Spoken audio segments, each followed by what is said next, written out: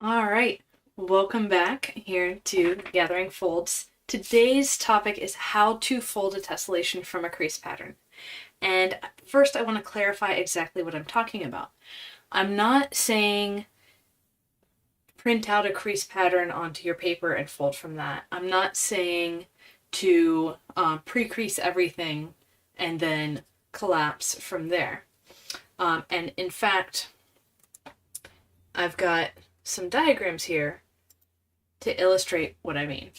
So when I talk about folding a tessellation, I'm typically talking about folding twist by twist. And that's exactly what I'm going to teach today. I'm going to be using two 32 fold grids. I'm going to be using a square grid on a square sheet and a triangle grid on a hexagonal sheet. So if you're watching the recording, go ahead and pause and get those ready.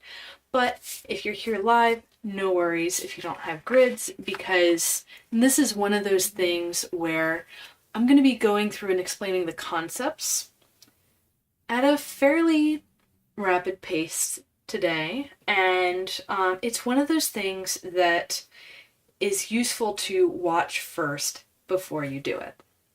So for today, watch first, then do. But for later context, these are both 32 fold grids.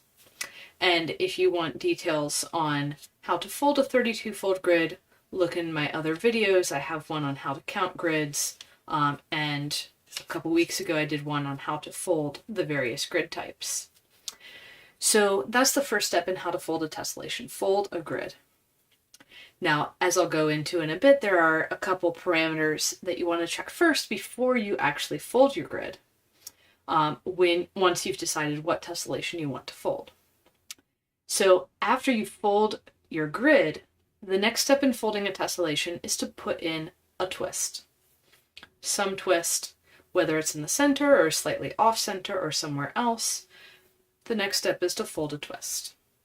And then you keep folding twists until you have pleat overlaps.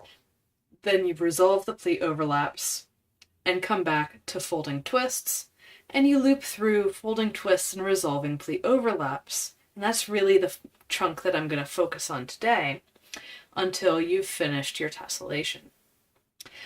I have a special word for when all pleat overlaps are resolved. I call that a natural tiling break. And with some tilings, some tessellations, you will have these natural breaks, and others you will not. So that's an important thing to be able to recognize when you want to fold a tessellation. And I just noticed that my mic that I usually use is not plugged in. So I'm going to get that going, and hopefully the audio quality will improve. There we go. So, all right. So let's dive into first, how do we decide what grid we even need? So when I'm looking at a tessellation, let's say I'm looking at this alternating square weave, like we saw last week. I want to figure out how many repeats I want to fold on my paper. And one thing I've noticed when people are looking at crease patterns, so I've got this diagram on the 64 fold grid. That does not mean that I'm always going to fold this tessellation on a 64 fold grid. That simply means that it is convenient for me to diagram it on a 64 fold grid, and then I get to decide later what size of grid I choose to fold it on. See, tessellations are a piece of infinity, and so we have to choose what piece of infinity we're going to fold. Whether that is a grid that's aligned with the edges of the paper or a grid that aligns the natural tiling breaks of the pattern with the edges of the paper. That's why I usually rotate grids, and you can see a link to my rotated grids video down below. So we have all of these choices. How much grid, what orientation of grid, what type of paper to put it on, so the outline of the paper is all up to us. And the diagram itself doesn't necessarily tell you what is, one, going to be easiest to fold, or two, what you should fold. And that second one, what you should fold, is really up to you. It's a matter of personal taste. So for me, I like to have all of my tessellations folded on rotated grids to align those natural tiling breaks with the edges of the paper, so I can stop and have a border and not have to fold all the way to the edge and have partial twists, which in this case, both of these tessellations today, I've already checked, we are not going to need partial twists on either of them. And the way that I check is I first want to figure out, where do I want the center of this tessellation? And I have a quick cat emergency. I'll be right back. Grumpy. Grumpy, I need you out.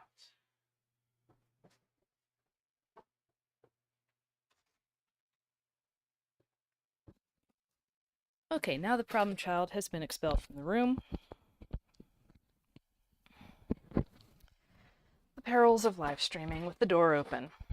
All right. So as I was saying, the first thing to do, we need to figure out where we want our center to be. So when we're working with grids that are easy to fold, we're going to have a grid intersection in the middle. So by grid intersection, I mean a location where a horizontal and a vertical grid line intersect. So we've got two directions of the grid. In the case of the triangle grid, we'll have three directions of the grid that intersect at the grid intersection. And when I look on my crease pattern, I'm looking for, where are my locations of symmetry? Specifically, where are my locations of highest symmetry? And in this case, I've got a fourfold rotational symmetry in the closed square twist and a fourfold rotational symmetry in the open square twist. I also have a twofold rotational symmetry in this tube pleat in the middle of the loop of 4, but that's not my highest rotational symmetry, so I'll leave that to the side. So with these fourfold rotational symmetries, one thing that you can notice here is that one of these locations is on a grid intersection and the other is not. And now I have another cat emergency. I need to let the second cat out of the room.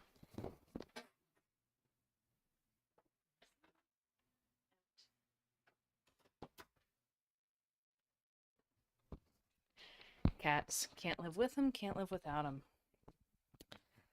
All right, so as I was saying, I've got my highest rotational symmetry in two locations, one of which is at a grid intersection. And since I'm doing simple gridding, so I'm not going for odd divisions all the way through like I would need to have the center be an open grid square, I'm going to have a grid intersection in the middle of my paper, so I want to put this position in the middle. And I go into more depth on this in my project planning masterclass, link also below, where I have 5 hours of training on how to choose, basically how to choose what grid you want to fold your tessellation on. And that'll be updated annually in February. So that's the thought process for this square grid tessellation. Let's take a look real quick before we start folding at the triangle grid tessellation. So this one has more going on. So it has twists on opposite sides of the paper, which the last one just had twists on the same side. And it has a more extended symmetry pattern. It's not just alternating from one twist to the other. I've got closed triangles front and back, and also open triangles front and back. So let's take a quick look at the symmetry of this tessellation before we decide where to place the center. So in this case, I have 3 equal positions that are all threefold rotationally symmetric. 2 are in the center of twists, but they're also on grid triangles instead of grid intersections. And the remaining one is in the middle of a loop of 6 twists on a grid intersection. Now, for my diagrams, I'm going to give you a hint on where I think the center should be. Whenever you see any of my diagrams, I have these extra bold lines. It's clearer if I zoom in, but I've got these extra bold lines that help to locate the center of the tessellation.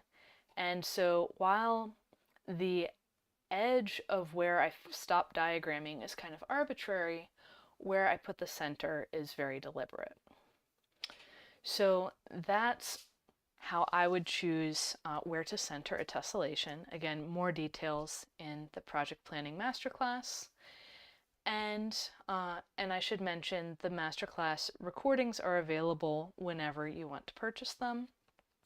And again, updated annually with new techniques like folding. So the technique that I've been working on recently is folding rotated grids with triangle centers for our grids. So I was able to do rotated grids with grid intersections in the center. Now I'm working on doing it with grid triangles. So always exciting things and opening up new opportunities to align various features of the tessellation with the edge of the paper. Okay, so once we've determined what kind of grid we're folding on, so is this going to be a triangle grid? Am I going to fold it on a hexagon or on a square? If it's a square grid, am I folding this on a square or some other shape? It's really easiest on a square. And then we find what the center of our tessellation is going to be. And then we need to figure out, okay, what size of grid? And in the beginning, you can really default to 16 for really simple tessellations or 32. I did a lot of 32 fold when I was learning tessellations. And one thing I'll say here at this point is when you're learning tessellations, you don't need the quote-unquote best paper for tessellations. I started out, I reverse engineered my first 100 or so tessellations on 6-inch kami. Now that might sound like a nightmare for most of you, but it really helped me develop the skills to get my twists in place and have them secure and not be precreasing and collapsing, and minimize the effort needed to do the folding process so that I wouldn't be folding layers upon layers upon layers of paper and then ripping the kami. Now, these days I do fold on different paper. I have done a lot of pieces on taunt. This paper in front of me today is Skytone, which I find to be superior to taunt. It's a little bit harder to come by. I order directly from the manufacturer, and they have limited stock at the moment. But it's really strong. It grids really well. And the other thing I will say is, if you're just starting out folding tessellations, get yourself a bone folder. This tool will save your fingers more than anything else. So, with that said, for the size, starting out, default to 32 fold. That's big enough that you can get repetitions on there, small enough that it'll work with sizes of paper that are generally available. I was often folding 32 fold grids on that 6-inch kami that I mentioned earlier. And the 32 fold divisions doesn't require any odd divisions. So then, so another alternative, if you are comfortable with some odd divisions, is 24 fold. So I would say start with 32 or 16. Then once you're comfortable with that, maybe go to 24, then branch out to 48, and then start thinking about, okay, maybe I want to make some display pieces, maybe I want to use some rotated grids for that. And so once we've got the grid, we can go ahead and start our tessellation. Now today I'm going to start with the square grid tessellation, the alternating weave. And so you can see this particular tessellation is relatively simple. We just have two things going on, the closed square and the open square. And they're in this alternating relationship where we have closed square, then open square, then closed square, then open square, then back to closed. And that will spread through the whole sheet.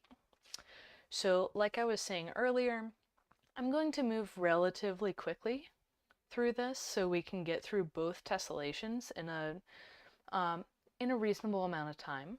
Like, I love you, but I'm not going to spend 3 hours here today. And so I'll be talking about the tips and tricks for both how to start and then how to continue on from there. So first things first, we need to find the center of our grid. Now, on some grids, you can just eyeball it, but what I like to do is fold the grid in half in one direction and then in half in the other. And that will set me up really with 3 of the mountain folds that I need for my twist. So I've got 3 mountain folds here and 1 valley, and I'm going to switch that valley to another mountain, being really careful not to undo the other mountains that I have in place. So the next thing I'm going to look for here is which side of the mountains are the valleys on. So here I look at the right hand side mountain of this central twist. The valley is above. And I know this is a twist, so the valley is going to be right-handedly around each of these mountains. Now you'll notice that I set the valley starting way far out towards the edges, and then I'm working it gradually in as I go until I have this propeller shape. Once I've got the propeller shape, I can kind of twist it around, and then I want to push just outside of one spacing out from that center.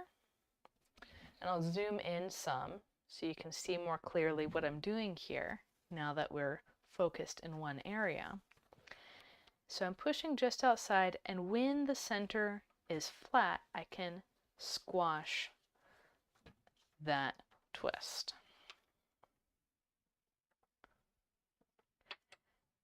And I'm going to change a setting real quick so I can more easily see everything, so you can more easily see everything. There we go. Hopefully that'll adjust to make the glare less bad. So now I've got a single twist and I have no pleat overlaps. So a reminder, a pleat overlap is when one pleat crosses another. And we'll see that happen soon enough. So next up, I need to put in my second twist. The first thing I want to do is look for my spacing. So I'm going to choose this vertical pleat to put in the next twist. I'll look in the diagram and see, okay, vertical pleat, I've got a tube pleat spacing above this closed twist. So the top of my tube is going to be these 2 spacings up from the valley down here, just like it is in the diagram. And then my mountain goes 1 spacing above that because I'm only using pleats that have this single grid depth. So all of my pleats are going to have a pleat depth of 1 grid spacing, and that's just what I'm going to use for this whole entire pattern. Now, you might notice I drew this mountain fold all the way in to where it touches the vertical mountain. But that's not how it is in the diagram. Well, there's a reason for that, and that is that in this open square twist, if I take the extension of these mountains, they outline one particular grid square. And so by extending these mountains, I can see my target square. Now, what I'm going to do is bring up the remaining mountains around this target square. And you don't have to pull them all up at once, but you do need all 4 in the end. And this is part of why I'm saying watch first and then replicate on a second run through. And then one thing to notice here is I haven't like really pinched these guys, because that's going to make it harder. That would make it harder to then squash it out. I want to leave space. And you'll notice that just like with the closed square, I'm going to have 1 spacing between whatever is central and the corner of the twist. So I'll pop that in. And then I want to continue on. In this case, I'll continue around clockwise just because I'm right-handed and that feels convenient. So next up, I know from before that I have tube pleat spacing, and there is tube pleat spacing everywhere in this diagram. And one of the reasons I can know that is because, as I said earlier, these closed squares and open squares are 4-fold rotationally symmetric in the pattern as a whole. So whatever is between them on one side is also between them on the other 3 sides. So then I can say, okay, I've got a valley here, a mountain here. And now what kind of twist is at this intersection? It's got to be a closed square because it's on this pleat coming from the open square. And so I can then bring up my remaining mountain folds. And as I do this, I think of the mountain folds first, but then I immediately also think of the valley folds and bringing them around, making sure the valley folds come all the way in so I don't have any messiness on the back side. So once this is in place, I can go ahead and squash down my twist. And now I've got my first pleat overlap. So what I need to do here, and I should mention, this pleat overlap is kind of the hard version of a pleat overlap. And I'll show you which way to go to get the easier version in a moment. So we've got to pop this out. And if you have looked at my Tessellation Foundation series, which is the free series, by the way, but you got to get on my email list to join, then you've seen me make a tessellation where I'm just flipping pleat overlaps. And then, I went a little too fast. So I opened up that pleat overlap, and then I recognized that this is going to be an open square twist. I recognized that this grid square here is my target square, and I can put in my mountain folds around that. I can also see that I've got a tube down here, and that'll help me out when I'm putting in my twist. So next up, you see I don't have any pleat overlaps anymore, and I can either continue from this side or this side, going around the central twist. I mean, technically I can also do these two here if I'm trying to make a ring around the center. What feels best for me right now is to continue with our loop and truly loop around. So that lands me right here where I need to put another closed square twist.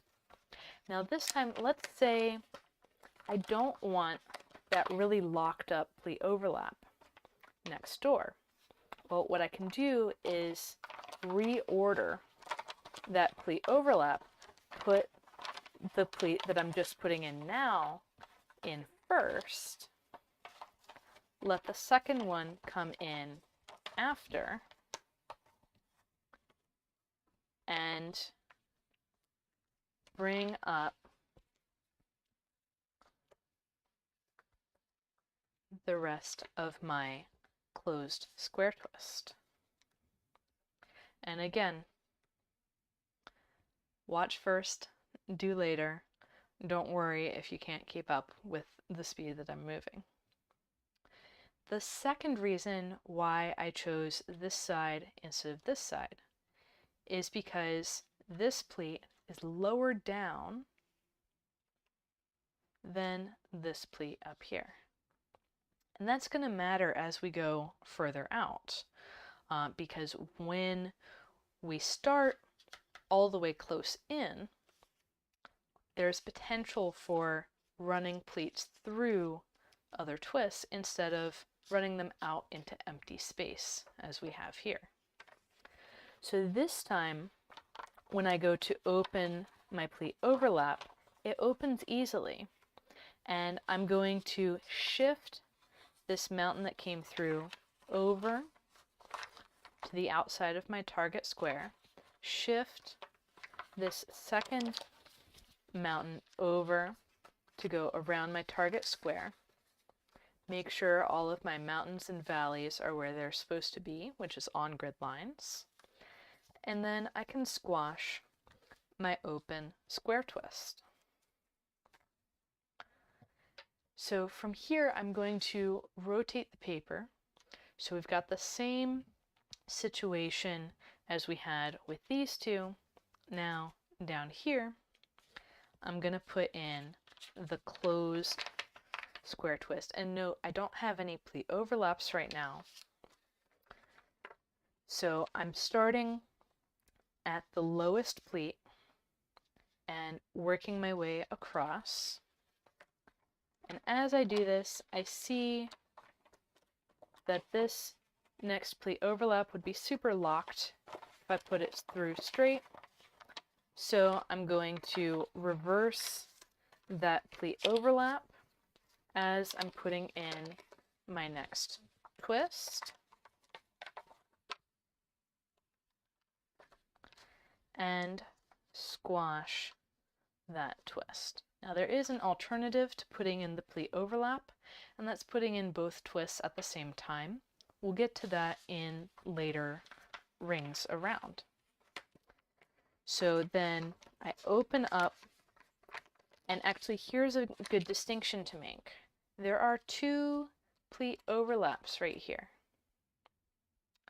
But this pleat, coming from that closed square we just put in, passes through one to get to the other. We only want to put in new twists on pleat overlaps that are closest, that are directly coming from the twists that cause the pleats that are overlapping. So there's something to remember. Always be on the lookout for pleat overlaps, especially in situations that that are in areas where you have lots of layers of paper, then you want to be really careful about, okay, where are these pleats coming from? Where are they going? Where do they hit first? Did they pass through anything else to get here? So there's my open square again. I'm gonna rotate again. It's four-fold rotationally symmetric, so no matter what way I orient the paper, I'm still in a good position to fold. So the next thing I'm gonna do is resolve this pleat overlap. I'm gonna put in a closed square twist and squash my paper. Now, when I'm doing this, I'm resolving the last pleat overlap and reaching a natural tiling break. So in the square tiling, if you put in a central square, then every ring around that is going to be a natural tiling break. Technically also, every time you finish a row will be another natural tiling break. So what's next from here? Well, I can see that this pleat is lower than this pleat, and these three pleats going down are all parallel. So I've got this group of pleats that are all parallel. I want to work from one side of them to the other, and I'm going to choose the side that is lowest down, that is furthest away from the center, so that any pleats I make here will go out into open space instead of coming back and hitting things, which you will see is a real possibility once we get larger and larger. So since I'm working with a pleat from a closed square twist, I'm going to need to put in an open square twist up here.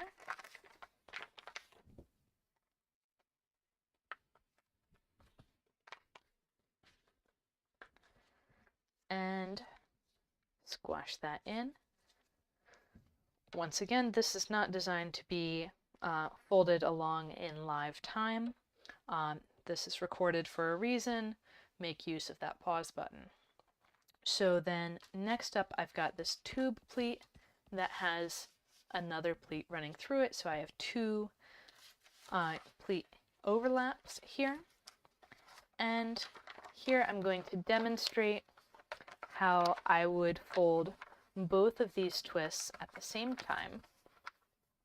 So I've got first a closed twist close in because it's bordered by two open twists, and then an open twist further out that has this closed twist and that closed twist both feeding into the pleats. Now I've got a little bit of a messy situation in here somewhere. I'm going to go in with the bone folder, just making sure all those valleys are in the right locations. And once that's resolved, I can come in and squash the open twist. So next up, I'll rotate around, apply the same idea. I've got these groups of pleats that are all going the same direction. I've got this stepping down of the pleats next to them or above them. And so I'm going to work from this low point over to the high point. So I'm going to start with a tube because I always start with a tube. It's coming from a open square, so I'm going to put in a closed square. And then since I'm crossing a tube pleat here, I may as well put in both of these twists at the same time. And if you're just starting out, don't worry about putting in both at the same time. That's a little bit more advanced, but it does eliminate some hassle with pleat overlaps that are really locked in. So when I've got these twists in place, I can then repeat that exact same maneuver on the next pair of pleat overlaps, which are again crossing a tube pleat. When you're crossing a tube pleat, it's often advantageous to put in both of those twists at the same time. If you are instead alternating twists front and back, there is a different method that I will teach you on the next tessellation, where the direction that you go around actually makes a difference in what kind of pleat overlaps you get. Okay, so now I'm back to a location where I don't have any pleat overlaps, and it's time to rotate to the next edge. Again, I've got parallel pleats, and I've got this stepping down of the pleats above. So I'm going to start on the low side and work my way over to the high side. Just like the last two pairs, I'm going to have a closed square and an open square on either side of this tube.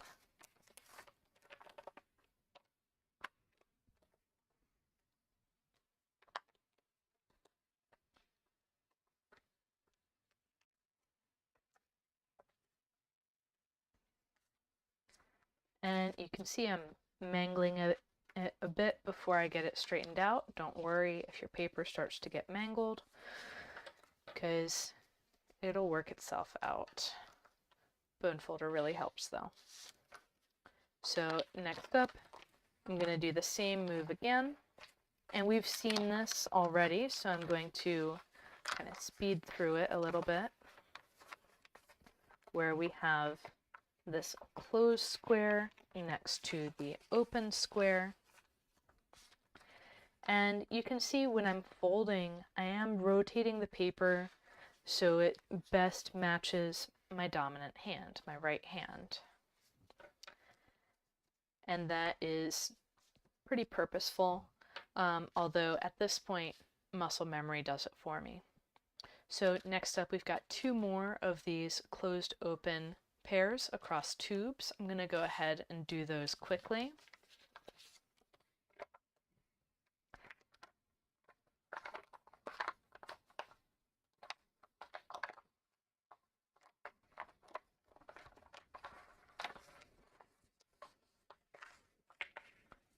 And you'll notice that when I have this pleat that's extending out, not involved,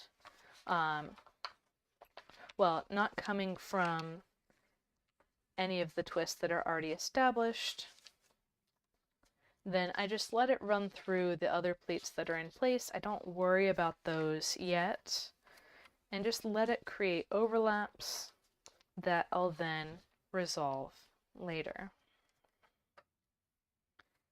So I'm not trying to resolve all, in this case 5, of these parallel pleats at the same time, even though that is my end goal for this edge of the paper. Instead, I'm doing, in this case, 2 of them at once, but you could do just 1 at a time and get everything that you need by going slow and steady, like we learned from the tortoise and the hare.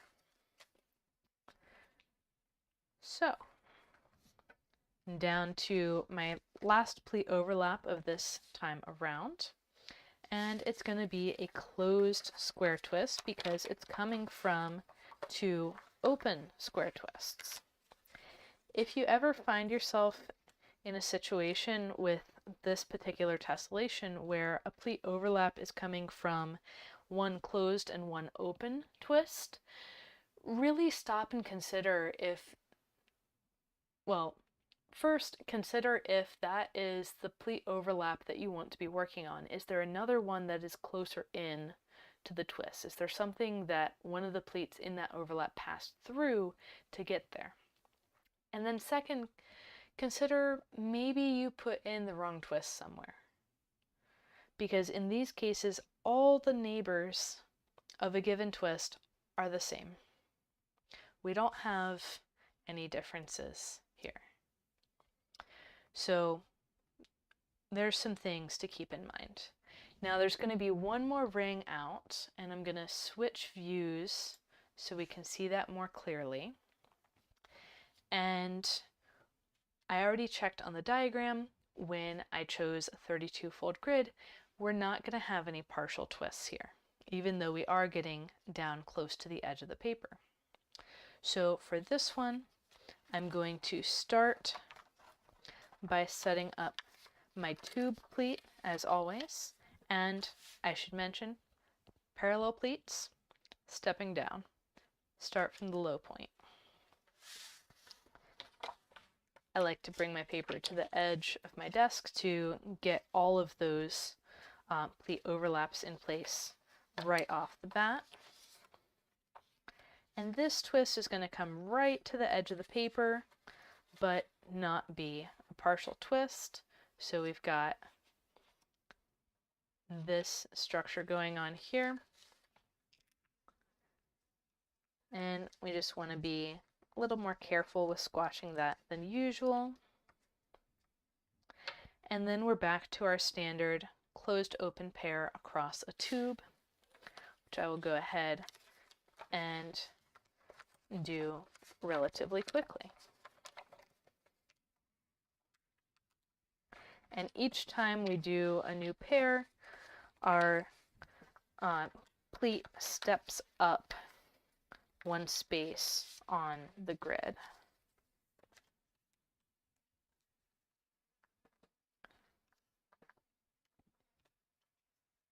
So based on this closeness with the edge, the 32-fold grid is the largest grid in this tessellation, where you can just fold your natural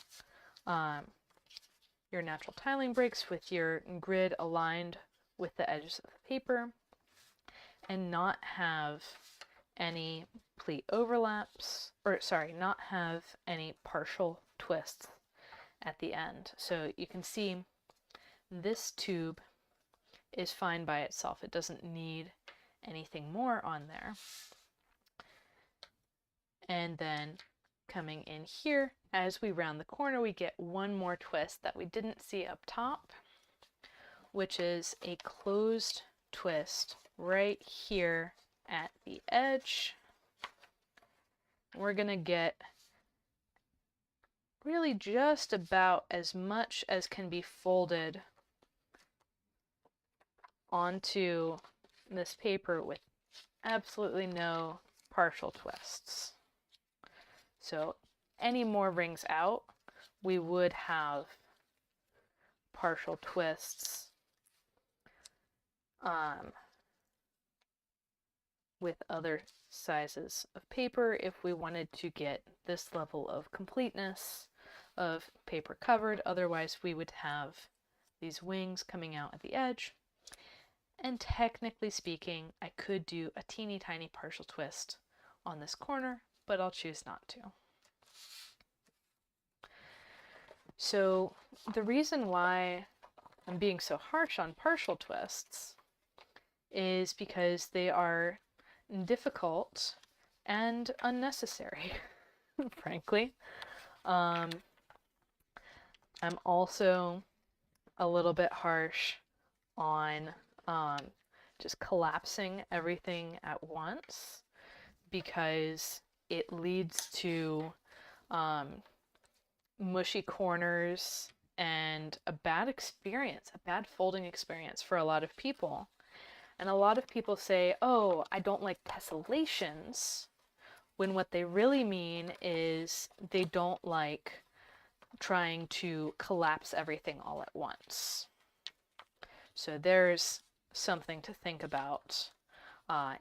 If this starts looking too hard, consider what would happen if you had pre-creased these lines and were trying to collapse them all at the same time.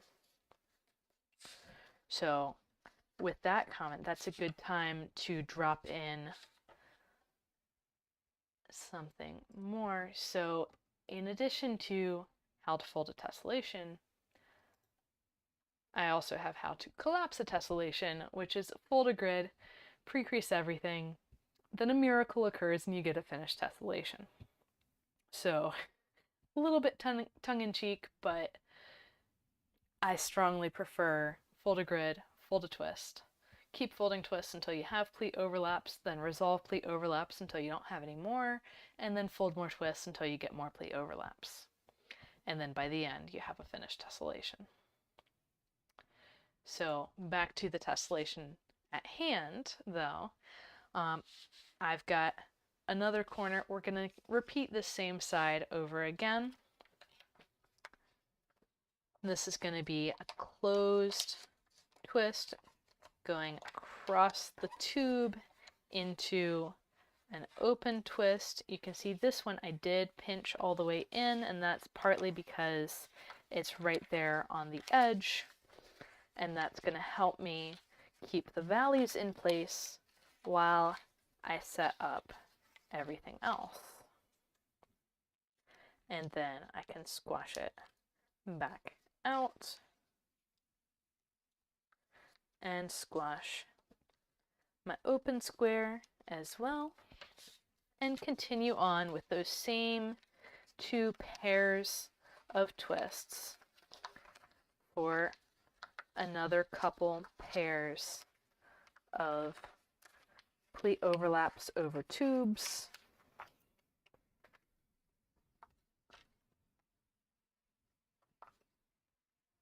And so I've got square 1 and square 2 for another pair. We're getting towards the end. I've got 2 more twists on this side, and then we'll switch to the triangle grid tessellation.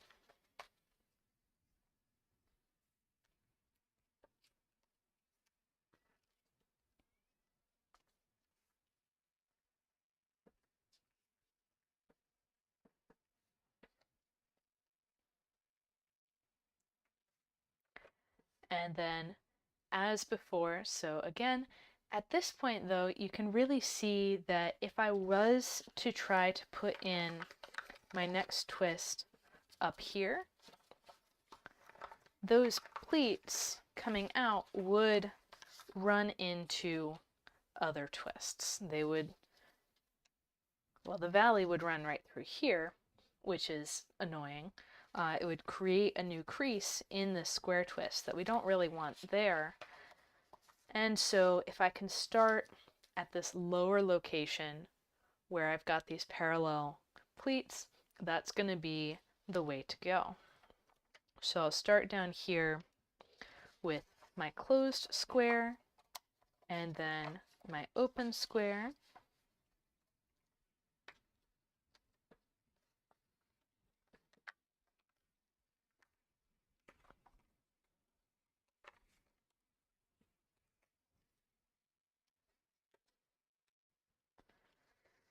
And if you've got a question or comment, feel free to drop it in the chat. I'll take a look at the chat once I've completed the twists for this edge. So I've got another pair of closed and open here to put in.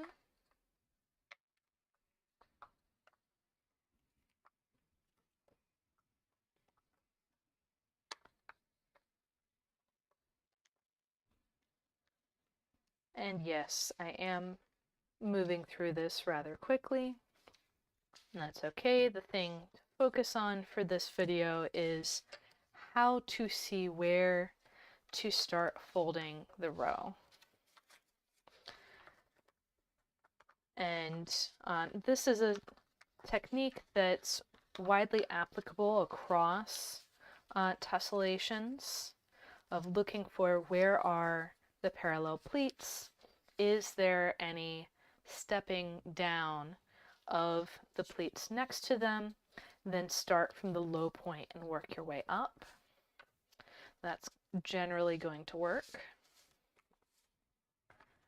And then for the next tessellation, we'll see what happens when the twists alternate sides.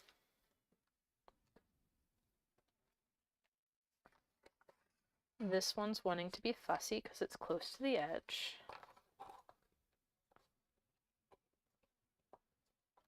And I'll just massage it into place, like so. Okay, so on our 32-fold grid, we have just enough paper to do the center and 1, 2, 3 rings out. So I'm looking here at first ring, second ring, and third ring. And you can see each of these rings have corners that are closed squares. Kind of cool, huh? So taking a look at the chat, I don't see anything in there. Feel free to drop comments as you want. And I'm gonna just jump right into the second tessellation. So bring back the crease pattern. Again, you can see I have thicker lines at the location where I think is the center. I also have those same thicker lines every 8 grid spacings, but the one in the center of the hexagon at large is where I put the center of the tessellation as a whole, or what I think the center should be. So in this case, the center is not in the twist itself. And let's take a look at the skeleton real quick to see why that's the case. So with the skeleton, we can see each dot is in a twist. There is no dot in the center, so the center is in the middle of this loop of 6, and we will need to use that fact as we're putting in our first twists. So our first loop here is going to be these 6 twists around the center. I'm not going to try and put in a iso area hexagon twist to start out. That is unnecessary and somewhat counterproductive, actually. So the closed triangle is really one of the easiest twists to make. So why would I try and complicate putting that in by putting in a iso area closed hexagon, which is one of the hardest twists to put in? No need to do that. We can just find the center of our paper. And so I'm looking and following grid lines to the corners of my paper. I'm just going to mark the center with a star. And then I'm going to draw a little bit of the tessellation so we can see what's going on. And when I'm folding without marking, I'm doing this visually instead of with pen. So I'm saying, okay, I've got a mountain fold on this edge. I'll zoom in a bit. And if I extend that mountain fold into the triangle, it comes up to here. And then I also have a valley fold on this edge, and the mountain that's paired with that valley as a pleat is coming out here and extends into the triangle as well. So if I'm folding a closed triangle twist, I'm also going to have a third mountain that's going to come out from this point. So from the perspective of folding it on the paper, I need 3 mountains that center at this grid intersection, and the valley tells me which way to rotate. I can also know which way to rotate because this mountain is right next to the center, I know there's not any folds in the center, so the valley has to be on the other side. So whichever way makes it easier for you. And again, I do recommend watching first and folding later. And my goal with these is to explain well enough that you'll be able to fold on your own without always needing the video. This particular tessellation is a little more complex than the last one. The last one I would say is beginner level. This one is intermediate to moderate. I call it Isoarea Spaced Stars. It's one of my own designs. The last one's been rediscovered by pretty much every tessellation folder.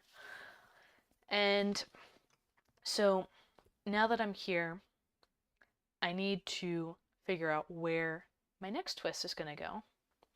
And one of the things I can use as a hint is the fact that this hexagon, this central hexagon, has another mountain right there. So it's going to need a valley outside of that mountain, because anything that's not in a twist is a pleat. And so now I have a mountain and a valley, and if I flip the paper over, now I have, instead of mountain and valley, I have valley and mountain. And this mountain is meeting another mountain, and I know I'm going to need another closed triangle twist, so at the intersection of those two mountains, I'm going to put in another closed triangle. So I used the size of the central hexagon to show me where this triangle is going to be. And then I'm going to use the fact that this structure is very regular. So it's very much the same from one twist to another twist as it is from that second twist to a third. And I'm going to say, okay, this twist is centered one spacing out along the pleat from the hole of the triangle twist on the other side. I need to make sure I know where the center of my tessellation is. It happens to be right in here. And so the next triangle twist is going to be one spacing out along another pleat that still borders the center. So I can go ahead and set that one up. So the twist on one side of this mountain or this front side closed triangle that I started with is the same relationship as the twist on the other side. And I'll go ahead and remove the skeleton so we can see this easier. So both of these two closed triangles on the back have an equal distance from this closed triangle on the front. They've got one spacing from the corner of the front twist to the corner of the back twist. And I can also see that that's going to put the corner of the twist in the middle of the other twist structure, because this mountain fold is going to move this length of paper. It's going to flip it under exactly to here. So that's how I know what spacing I need to have for these twists on the other side of the paper, even though I don't, technically speaking, have a diagram that shows me this side in the orientation that it's in. So next up, both of the next twists that border these two are going to be closed triangles on the other side of the paper. So I'll flip over so we can see what's up with those. So the first thing I'm going to do is bring up one of these triangle twists. And the isoarea in the name isoarea spaced stars may give you a clue that what we see on the back is the same as what we see on the front. So we're going to get the same closed triangle, one spacing out along the pleat coming from the closed triangle hole. And then I'm going to get the same thing off of the other closed triangle hole. And I see that my paper is really bunching up in here. So what can I do? I can tuck this bit in and underneath, and the sky tone is really helpful. It snaps in place on the grid lines. Open out my twist. Again, another instance of watch first, then do. And when I flip over, I see that I've created the setup for my next closed triangle twist. I call this a closed triangle wrap. Okay, so from here, I've got 6 pleats going out to the edges. None of them are overlapping. And I know that from my diagram, these 6 pleats go into open triangle twists. And these open triangle twists, whatever side they're on the opposite side of the twist that sent the pleat out. So that means if I want to put in open triangle twists on this side of the paper, I'm going to need to put them on this, or this pleat, because these are coming from twists on the other side. Great. How far out do I put them? Well, again, we can use the trick that we saw before, where I look at the corner of the open triangle twist and I mirror it across this mountain and I say, oh, the corner is right there. I can also say, well, there's one spacing. If I take one that's a mountain perspective, there's one mountain from here to the twist on the back. And so I can say, okay, opening this up, there is one spacing in there, the corner has to be there. So then another way to see it is, well, what if I'm looking at these bars going out? If I have a mountain fold going out, then, and I'll flip the paper to match the diagram precisely. If I have this going out, how far away is the parallel valley? Over here. Now the pleat valley is over here, but how far do I need to go to reach a parallel pleat? And that's going to be this one 2 spacings away. So I can then say, okay, I want 2 spacings here before my valley comes in. The next mountain will be 1 spacing beside that, and then just like the open triangle, these mountain extensions are going to outline a grid triangle for the open triangle twist.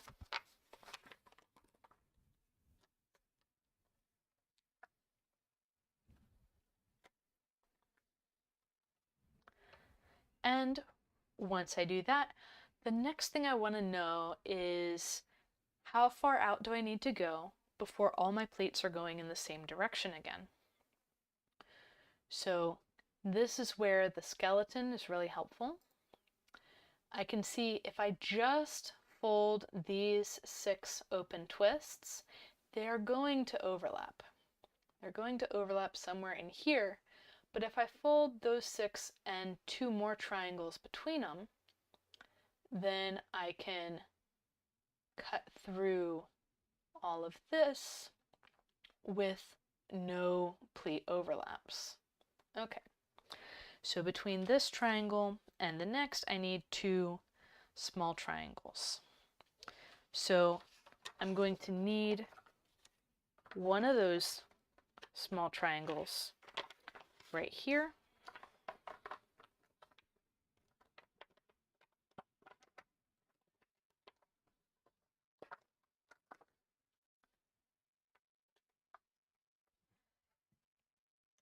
And then I can set up my next open triangle. Notice what I did here. I erased the mountain that was running through and causing the overlap back to where the valley of the next triangle twist comes in.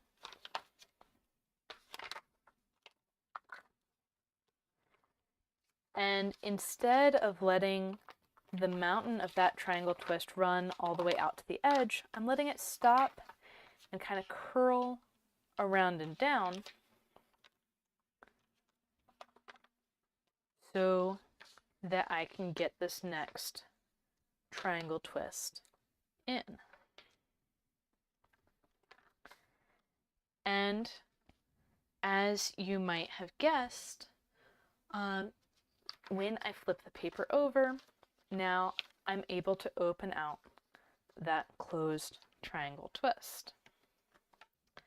So effectively, the structure here is clusters of 4. And we haven't quite folded a full cluster yet, but as soon as I get this next twist in, we'll have a full cluster, which is an open center and then 3 closed triangles on the opposite side. And just like we saw with the alternating square weave, I can do more than one twist at a time, and in this case it makes the most sense to do these twists and set them up for the entire row instead of doing one at a time. So I'm setting up my closed twist, setting up my open twist, setting up this wrap in here all at once, so I can just go boom, boom, and then flip, boom. So that's what's going on with this one. And you'll notice with this one I was working top down. With the next side, I'm actually going to be working bottom up. I did flip top bottom, so this is going in the same-ish rotational direction. But with these 3-fold rotationally symmetric things on a 6-fold rotationally symmetric paper, we do get some alternation of what side is best to start on. So I'm going to go ahead and complete this ring. So now I'm again working from closed to open. This time it's from the top. Anytime I'm on this side of the paper, it's going to be consistent which side I'm working from. And I'm just setting things up so I have an easier time squashing as I go.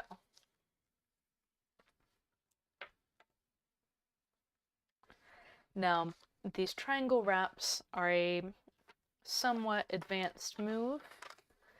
It's the same as setting up a closed triangle twist, which is a quite simple move, but it can be confusing to start out, especially if you're not that familiar with triangle twists at all. So now here I'm getting around back to the beginning, and you can see if I let this mountain fold from the open triangle go through, I'm going to cause an overlap, but instead I can set up another wrap and closed triangle up here and get one twist after the other after the other. And it really speeds up the folding to fold the triangle tiling tessellations this way. So now I've finished that loop around the central loop of 6, and I'm at another natural tiling break.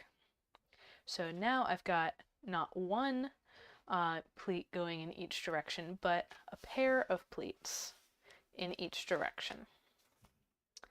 And then it's time to continue onwards from there.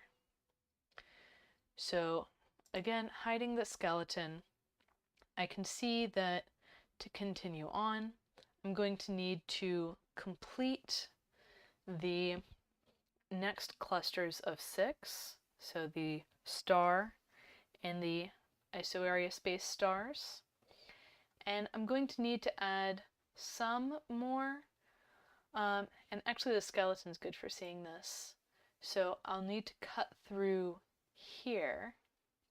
So I'll need some more open triangles, but I'm really focused on finishing my groupings of 6. So zooming out a bit so you can actually see where my mouse is, the next pass through is going to stop approximately here.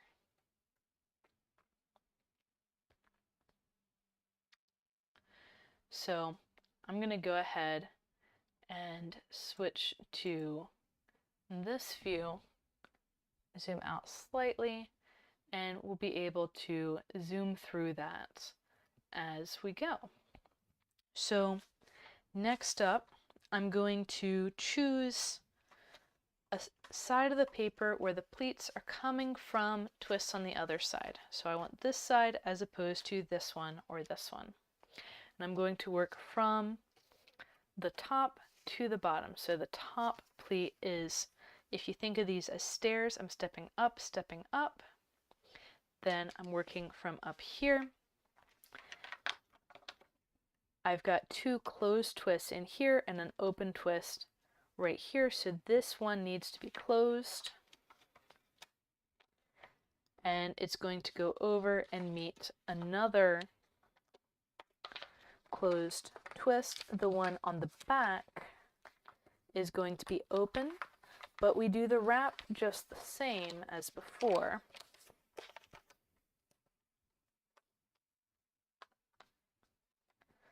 And we'll set it as an open twist on the back.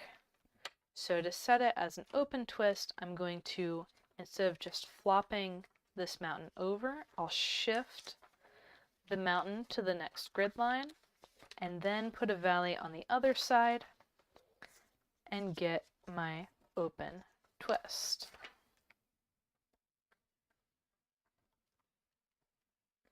Now, conveniently, I've already flipped the paper over, so it's going to be easy for me to then rotate to the next edge and say, okay, what do I need here? I need a closed twist. That'll go out to there. That's leading to another closed with a wrap in between. Going to come out here and hit another closed twist. This wrap on the back will be open, but it doesn't need to be set up that way. The wrap is the same whether you're putting a closed or an open twist on it. And then I can squash each of these twists.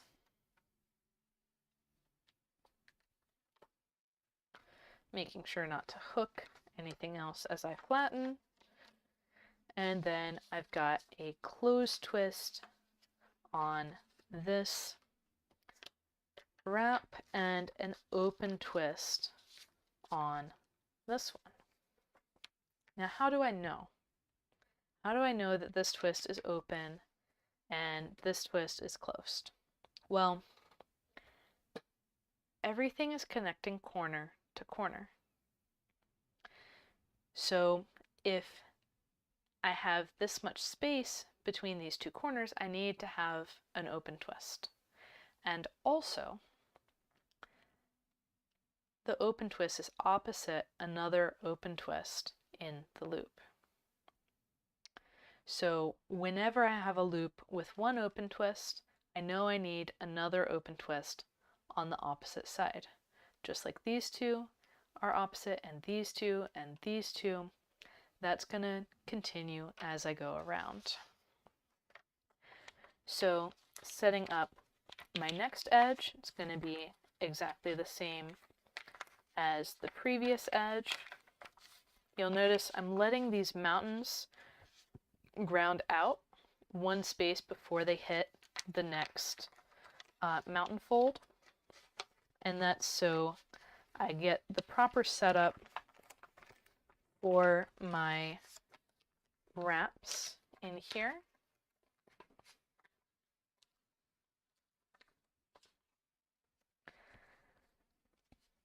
And it's somewhat arbitrary what order you squash your triangles once they're set up. I find it slightly easier to go from lower to higher, but whatever works for you is great. So this twist, corner to corner, is a diagonal spacing. That means it needs to be closed, and also its opposite, a closed twist on the back.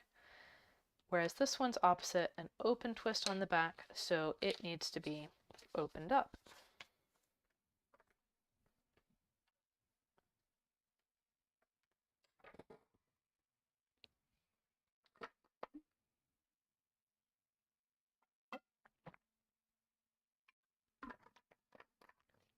So we'll continue around, and by my calculations, we'll get another loop around before we finish up the tessellation. So you can see using 32 fold grids is not just convenient, it also really does get you a good amount of repetitions for the time and effort that you've put into it.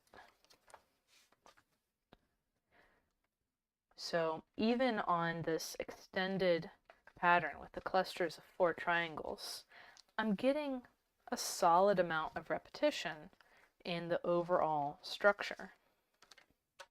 I've got these closed loops of 6, and I've got them again at these corners, and I'll be able to repeat out enough that we see partial of those loops of 6 again.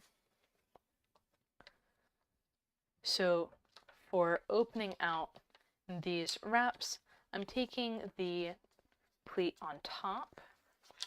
So again, if you're stepping up, I take the one on top, open that first, and then the next one down.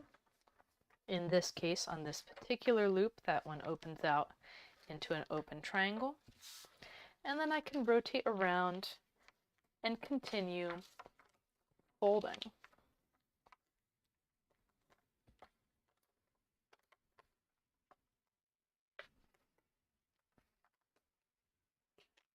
So this is the same 3 closed triangles with 2 wraps on the back as we've seen on the other sides. We should be getting around to the last side coming up next. And again, if these are stairs, I want the top stair to open out first.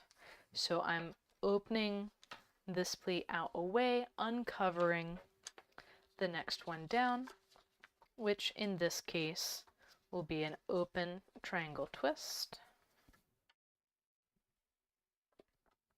And then here we've got a little bit extra because this is the last edge.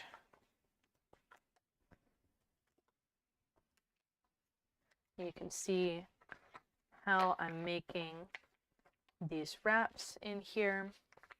I've got this zigzag of 3-way intersections going on.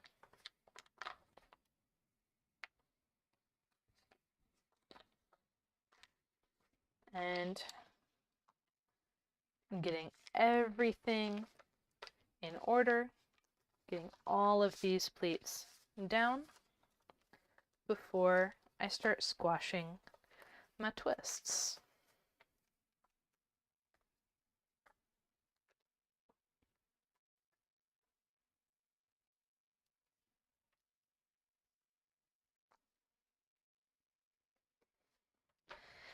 And then I flip over, and again starting from the top. This time I have 3 because it is the last edge before I reach all the way around the ring. So the first edge is going to be shortest, the next 4 are all going to be the same, and then the last one is going to be longest. And we can get one more ring around before we run out of paper. And again, if you have questions, drop them in the chat. I'm checking periodically. So again, when I'm looking for where to start again next, I look for which edges have pleats that are coming from the other side. So this is very clearly coming from the open triangle on the other side. These two on either side are coming from closed triangles on the other side. So that's where I'm going to start. Here I have an open twist. So I'm next to this loop of closed triangles. So I'm going to have an open. And then this one is next to an open, so it's going to be closed. And again, I get that wrap. This one is next to loop of 6, closed, so it's going to be open. So you see we set the open twist if we're putting it on the side we're working on. If it's on the back, it's just the same wrap that lays flat as everything else. And working from the bottom, I'm going to make my way up.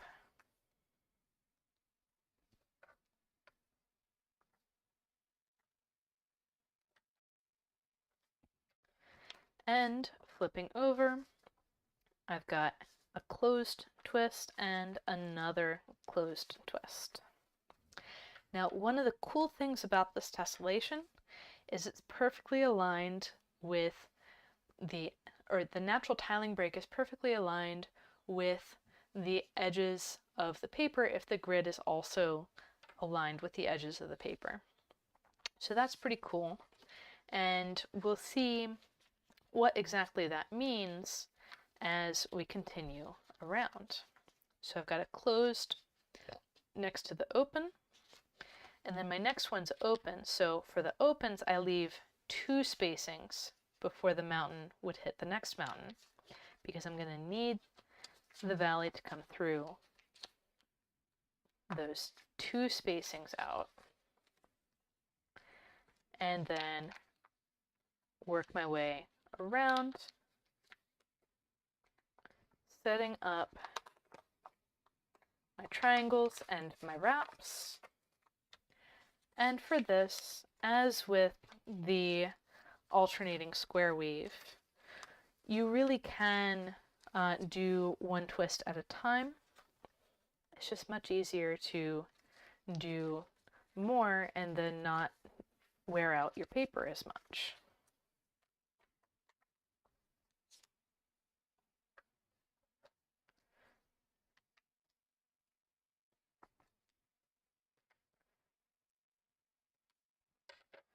So then flipping over, this one will be closed. Actually, they're all going to be closed.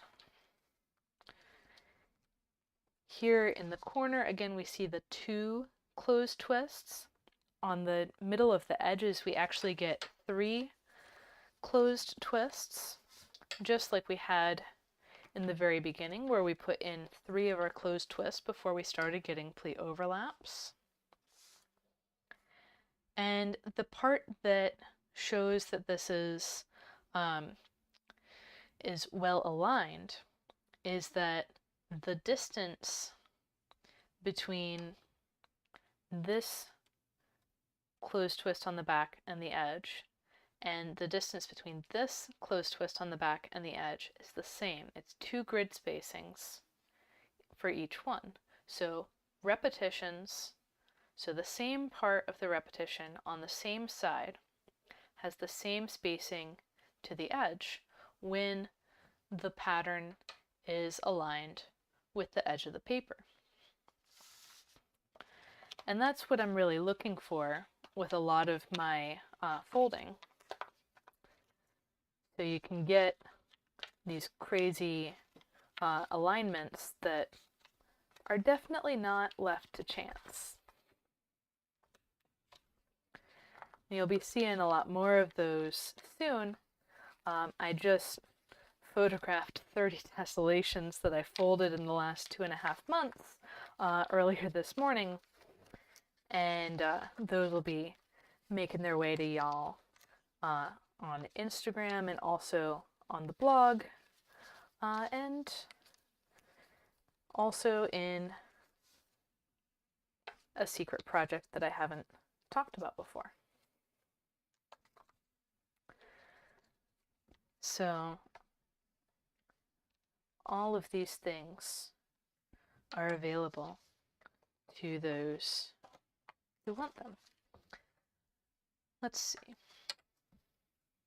So now I've got lots of wraps to squash on the back side, 3 per side for these 4 sides that are all the same. I think my first side I just had 2, and then it's been consistently 3 since.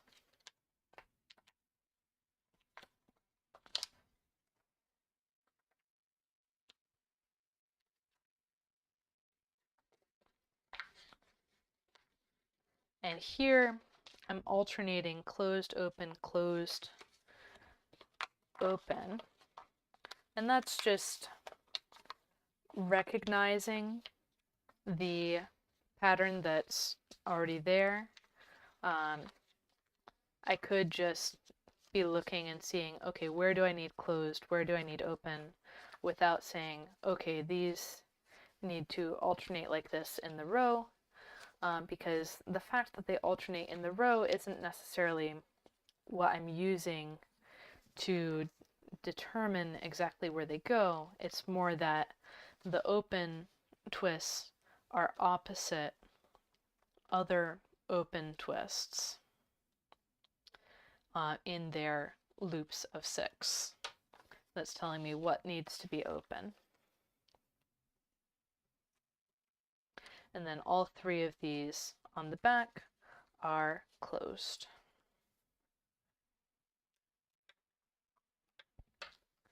And we come around, I've got another edge that's the same again before we get back to a difference.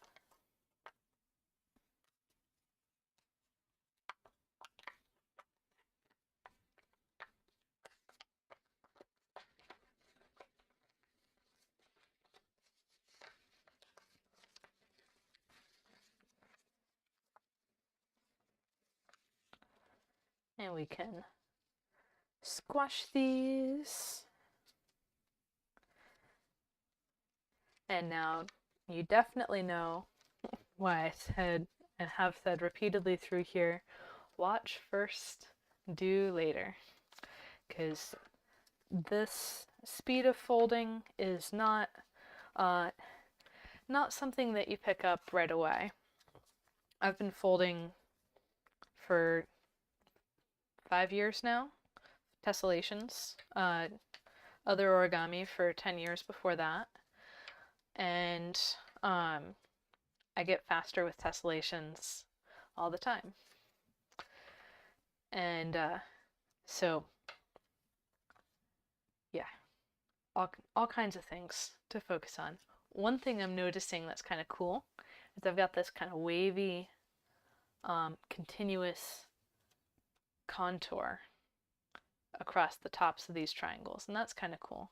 I see that occasionally through here. You kind of get it if you count the open triangle in there, but it's just cool to see some of these other patterns in the tessellation, which is really a big part of why I fold, because these other patterns aren't available to you if you've just drawn the crease pattern.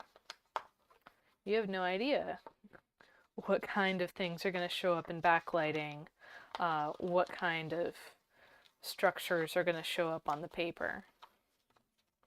Not until you fold it. Okay.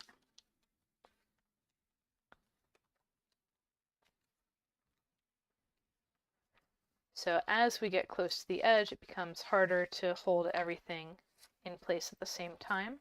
So I get everything scrunched in, and then I mostly just focus on the local area as I'm folding.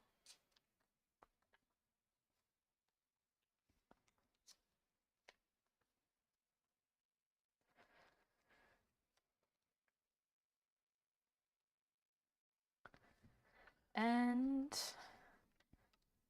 that was the last edge. We've got some extra wraps in here. Got 4 of them.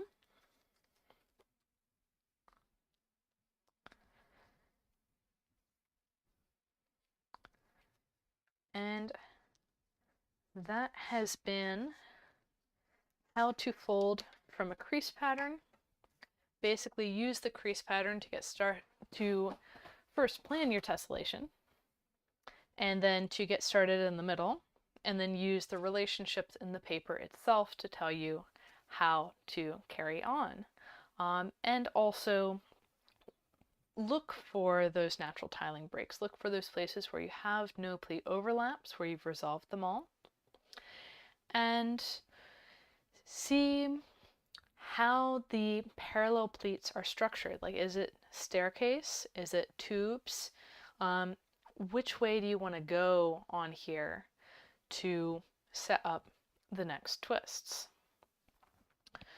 So there we have it. 2 tessellations in an hour and a half, both on 32 fold grids, and I invite you to try them for yourselves. If you're a beginner, definitely try the square grid one first.